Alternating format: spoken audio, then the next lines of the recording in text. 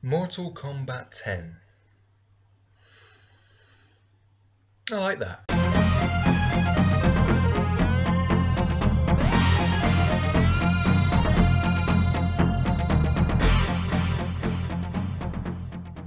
Get over here! So Ed Boon has been hard at work, as always, on Twitter, posting some very cryptic clues about the next Mortal Kombat game. Now at this point the news is fairly old, we're in May 25th at the moment, and Ed Boon started this weird countdown a couple of weeks ago. He was asking for the square root of a certain number and it became the number 29. The next clue's answer became the number 28, and I believe the countdown actually stops on June the 2nd or June the 3rd, so right in time for E3. Not only that, but Ed Boon recently, and I do mean recently, posted this picture. MKX. Not hard to work out, is it? Now, a lot of people have actually speculated that this isn't actually Mortal Kombat 10.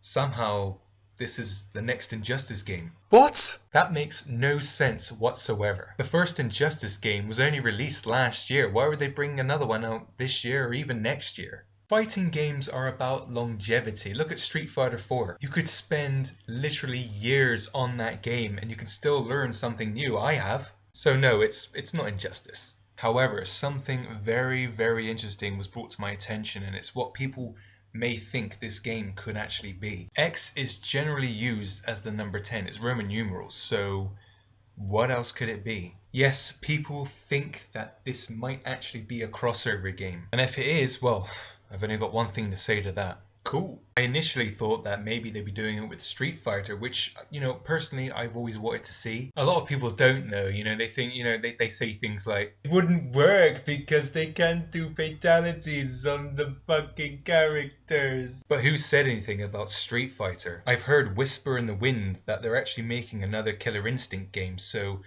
this may be linked into that. And if it turns out to be Killer Instinct that are doing the crossover with Mortal Kombat, then, that's going to be awesome. No holds barred, blood, guts everywhere, fatalities included. I think it could be awesome. However, if it does turn out to be Mortal Kombat versus Street Fighter, then I'm not going to complain. I could even say goodbye to the fatalities, because I think you could replace fatalities with a great super combo system for both the MK characters and the Street Fighter characters. I've had this great idea for a Scorpion super combo, right? And it's just like, I've always just thought that this would be a great thing to have Scorpion do to the other characters. Scorpion could have this anti-air super combo where the opponent jumps, right?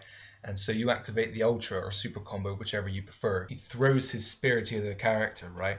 And then he pulls him down, and he could even say that line from the actual Mortal Kombat film where he says, "Get down here," right? And then after that, he jumps on the opponent's back and then does his Hell Raise Fire thing where he just goes, "Rah!" like that. And that's when they burst into flame. And of course, if you're low on health, at that point, that's when it would freeze and KO. It's just something I thought about. I think it's pretty cool. Again, it's just something I've always wanted to see in the gaming industry. I just want to see these two giants of the fighting game industry go at it, and they can work something out. I mean, I remember Ed Boon saying that he wanted to do it. But then, of course, you got the guys at Capcom who are like, no.